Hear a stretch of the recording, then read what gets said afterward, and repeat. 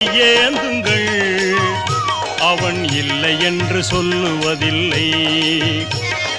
பொறுமையுடன் கேட்டு பாருங்கள், அவன் பொக்கிஷத்தை மூடுவதில்லை. இறைவனிடம் கையேந்துங்கள், அவன் இல்லை என்று சொல்லுவதில்லை.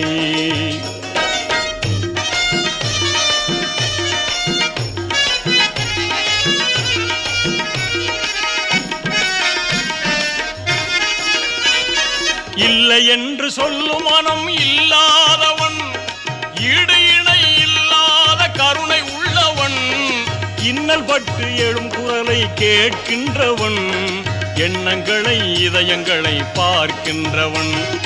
இறைவனிடம் கையேந்துங்கள், அவன் இல்லை என்று சொல்லுவதில்லை.